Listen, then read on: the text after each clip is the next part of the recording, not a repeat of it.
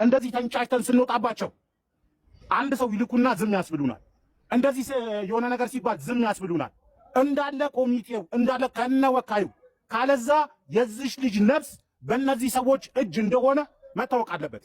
የዚሽ ልጅ ነፍስ ኦኬ እሺ፣ አንዴ ልጠይቀው እንትናን ወንድምየውን ስለ 10,000 ድርሃሙ ስለ 10,000 ሪያሉ አንድ አረብ እስር ቤት ሰዎች ሲጠይቅ ሰደቃ ሰጥቷት ለእናቴ ስጥልኝ ቤተሰቦች ሰደቃ አውጥተው ሙስሊሙም ክርስቲያኑም ዱዓ ያርግልኝ ብላ 10,000 ድርሃም ሰጥታው ለወከላችሁት ወኪል እንዳልሰጠ ሰምታችኋል? እኛ ዛሬ ገና የሰማነውን ሰምታችኋል? ወንድምየው ከድር አለ ያለችን ሰምታል አይደለ?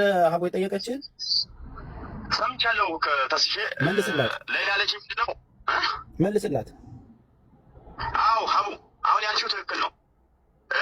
ሌላ እንዲህ ብር ልክ ያለው እንደው በኋላ ነገረችን። ያንን በቀስ ብዬ ልካለው። አሁን 5,000 ሪያሉን ልካለው ለሷ ያላት ማለት ነው።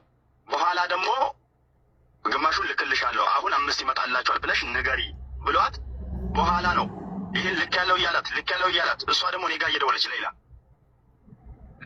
ደርሷል ብሏል ለአቦ ሄደሽ ብር አውጪ በላት።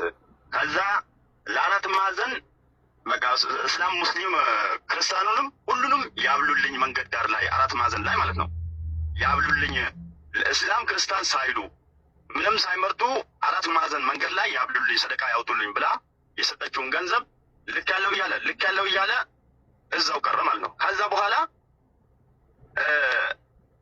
ሌላ አልደወለችም ብለን ስንጠይቅ ሌላ ሰው እሷ በፖሊስ ልታስይዘኝ ያማታል ብዬ ነው ያመለጥኩት ብሎ ተናገረ ማለት ነው። ለእሷ ለምን እንደው ተናገራት ያማታል እብድ ነች ብሎ እንትን አላት። ልታስይዘው በነበረ ሰዓት ማለት ልታስይዘው ማለት ስለ 10,000 ሪያሉ ልታስይዘው ሌላ እስር ቤት ውስጥ ሆና እሱ ልታስይዘው ሞክራ ነው። አዎ ሞክራ ከዛ እብድ ነች አለኝ ከድር። እኔ ነኝስ በቃ ካልሆነ ይሄ ሁሌ እንደዚህ እንትን የሚልሽ ነገር ከሆነ በቃ እሺ የሆነ ልብስ ላምጣልሽ ብሎኛል አለችኝ ማለት ነው።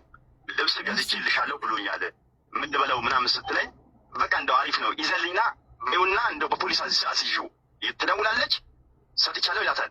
ማዘር ባንክ ቤት ትመላለሳለች፣ የለም ትሄዳለች፣ የለም አሁንም ትደውልልኛለች። በል ዛሬ አግብቻለሁ ብሎኛል ብሎ እንደገና ሄደች፣ አሁንም የለም።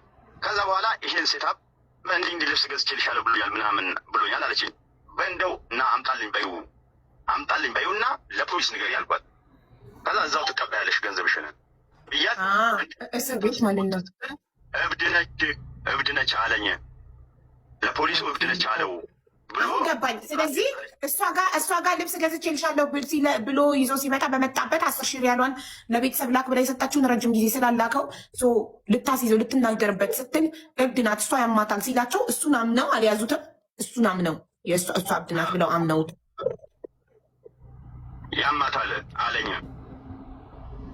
ለፖሊሱ አለው። ከዛ በኋላ ታዲያ ይሄንን እናንተ ለምን ሚዲያ ላይ ወጣችሁ ለህዝቡ አልተናገራችሁም?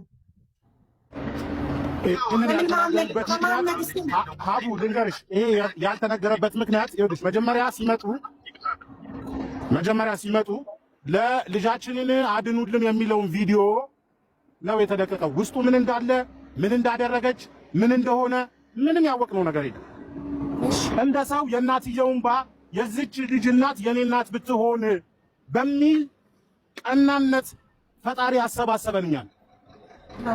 ውስጥ ስገቢ ነገሮቹ ለካ እንደዚህ ይሆኑ እና ማስፈራራው ምንድን ነበረ? ኦኬ 10,000 ሪያል እኮ ምንም ሳይሰበሰብ እኮ ገና አንድ ሳይባል እኮ 10,000 ሪያል እሱ ምን ቦስ እንኳን እንደዚህ ያስፈራራል። ስልክ አያነሳላቸው